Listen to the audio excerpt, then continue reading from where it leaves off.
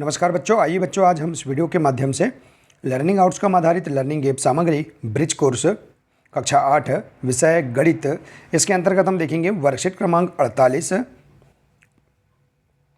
और वर्कशीट क्रमांक 49 एवं वर्कशीट क्रमांक 50, जिसमें हम देखेंगे पेज नंबर 50, 51 और 52 पर कार्य करेंगे। तो आइए देखते हैं।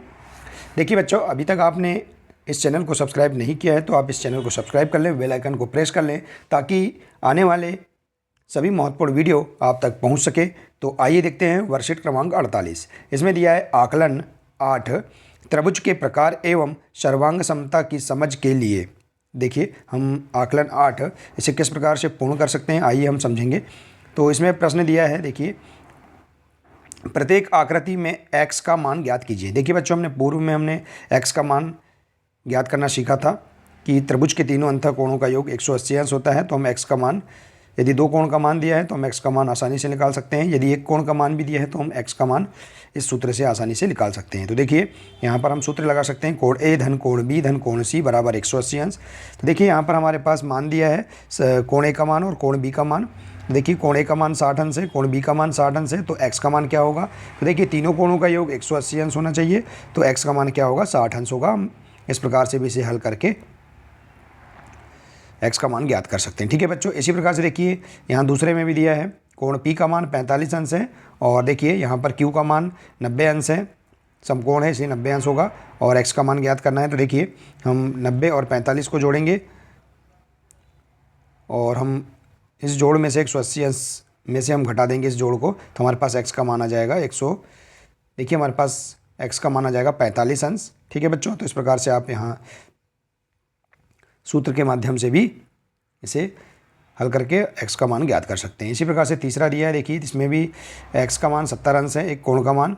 और देखिए तो यहाँ पर x का मान ज्ञात करेंगे। तो देखिए यहाँ पर सम्मुख कोण है, देखिए तो सम्मुख कोण में हम यहाँ 70 अंश है तो x का मान भी यहाँ क्या होगा, 70 अंश होगा। तो इस प्रकार से भी हम यहाँ पर त्रिभुज के सम्मुख कोणों के मान भी हम इस प्रकार से निकाल सकते हैं। ठीक है बच्चों, तो देखिए इस प्रकार से हम बहुत ही सरल तरीके से प्रत्येक आकृति में x का मान हम ज्ञात कर सकते हैं। ठीक है बच्चों,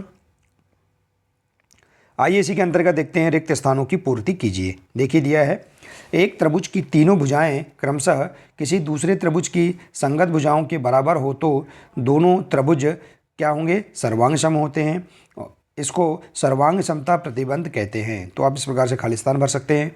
इसी प्रकार से दूसरा है, देखिए खाली स्थान प्रतिबंध। तो देखिए सर्वांग समता प्रतिबंध के अंतर्गत एक त्रिभुज की दो भुजाएं और उनके अंतर्गत कोण दूसरे त्रिभुज की संगत भुजाओं और उनके अंतर्गत कोण के बराबर हों तो ये त्रिभुज कैसे होंगे, सर्वांग सम होंगे। तो इस प्रकार से आप प्रश्न दूसरे को पूर्ण कर सकते हैं। आइए इसी प्रकार से देखते हैं प्रश्न तीसरा, कोण भुजा कोण सर्वांग समता प्रतिबंध को लिखिए। तो देखिए कोण भुजा कोण सर्वांग समता प्रतिबंध के अंतर्गत दोनों त्रिभुज कैसे होते हैं, सर्वांग सम होंगे। इस प्रकार से आप इस प्रतिबंध को लिख सकते हैं। इसी प्रकार से दिया है अगला प्रश्न, निम्न आकृतियों में से दो समान आकृतियों को पहचान कर लिखिए। देखिए यहाँ पर आकृति दी गई है, इनमें दो समान आकृतियों को पहचानेंगे। देखिए ए नंबर की आकृति में इस कोण का मान 100 अंश है, यहाँ पर देखिए इसमें 80 अंश है, इसमें 90 अंश है और इस आकृति में भी 100 अंश है। तो देखिए यहाँ पर दो समान आकृति हैं, दो कोण यदि समान है तो ये आकृतियाँ भी कैसी होंगी, समान होंगी। तो हम कोण आकृति ए और आकृति डी समान है, तो इस प्रकार से हम यहाँ पर लिख सकते हैं। ठीक है बच्चों, तो इस प्रकार से आप बहुत ही सरल तरीके से वर्कशीट क्रमांक 48 को आप पूर्ण कर सकते हैं। देखिए पेज नंबर 50 है। आइए इसी प्रकार से हम पेज नंबर 51 में वर्कशीट क्रमांक 49 पर कार्य करेंगे।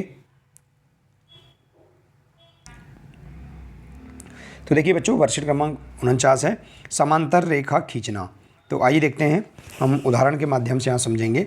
स्केल एवं प्रकार की सहायता से रेखा के बाहर स्थित बिंदु से रेखा के समांतर एक रेखा खींचना। देखिए पहला चरण दिया है, किस प्रकार से, देखिए यहाँ चरण वाइज बताया गया है कि हम समांतर रेखाएं किस प्रकार से खींच सकते हैं। देखिए एक रेखा L और उसके बाहर स्थित कोई बिंदु A लीजिए। देखिए हमने एक रेखा L खींचा है और उसके बाहर स्थित एक बिंदु हमने A लिया है।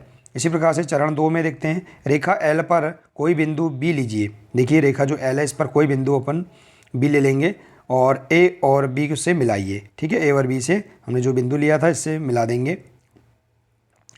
अब तीसरा चरण है बिंदु बी को केंद्र मानकर, ये जो बिंदु बी है इसको केंद्र मानकर एक चाप जो एल को सी और बी ए, देखिए एल को सी और बी ए को डी पर काटता है। देखिए इस प्रकार से हम एक चाप लेंगे और यहाँ देखिए बिंदु बी पर प्रकार की नोक रखकर हम एक चाप काटेंगे जो एल को सी बिंदु पर और ए बी को डी बिंदु पर काटता है। और इसी प्रकार से देखिए अगला चरण है बिंदु ए को केंद्र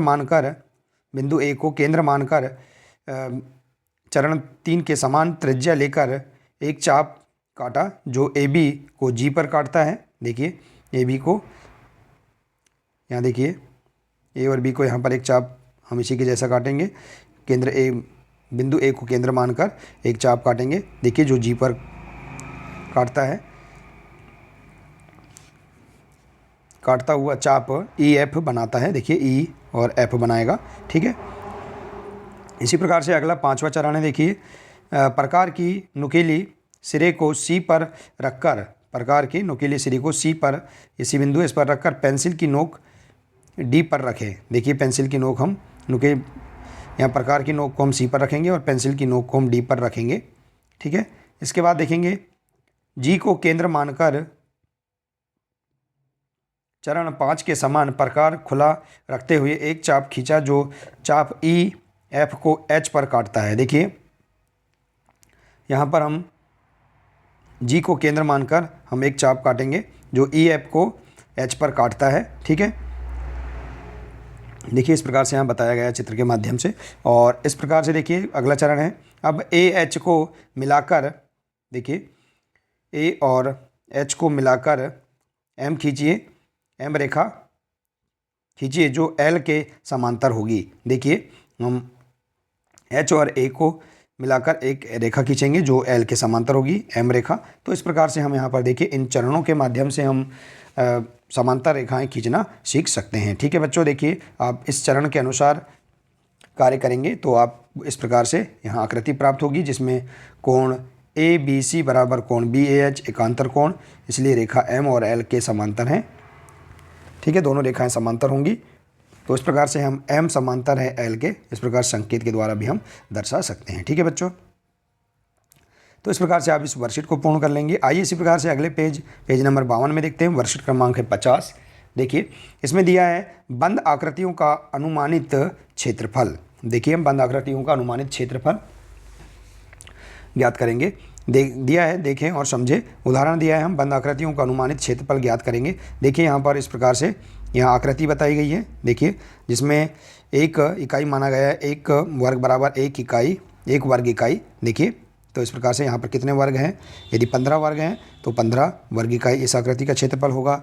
इसी प्रकार से त्रिभुज में देखिए यहाँ पर इसमें भी देखिए कितने वर्ग हैं, यहाँ पर कुल 8 वर्ग हैं और आधे वर्ग भी अगर 3 वर्ग हैं तो इस प्रकार से हम इसे जोड़कर कुल अनुमानित 11 वर्ग बता सकते हैं। तो इसका क्षेत्रफल क्या होगा, 11 वर्ग इकाई। और इसी प्रकार से इसमें भी देखिए हम पहले कुल वर्ग, पूरे वर्गों को हम देख लेंगे और इसके बाद जो आधे वर्ग हैं इनको हम जोड़कर इसका अनुमानित क्षेत्रफल भी हम ज्ञात कर सकते हैं। ठीक है बच्चों, तो देखिए इस प्रकार से देखिए हम यदि आधा वर्ग है तो आधा वर्ग इकाई मान सकते हैं। ठीक है, तो इस प्रकार से आप यहाँ पर अनुमानित क्षेत्रफल आकृतियों का बता सकते हैं। ठीक है, आइए इसी के अंतर्गत हम देखेंगे अभ्यास प्रश्न पहला। दिया है नीचे बनी बंद आकृतियों का अनुमानित क्षेत्रफल ज्ञात कीजिए।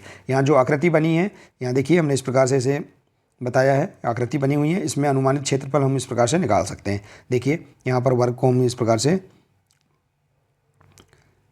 मिला सकते हैं। देखिए तो यहाँ पर कितने वर्ग हैं, 16 वर्ग हैं, तो इस आकृति का क्षेत्रफल क्या होगा, 16 वर्ग इकाई। इस प्रकार से इसमें देखेंगे यहाँ पर कितने वर्ग हैं, देखिए 12 वर्ग हैं, आप गिन लेंगे।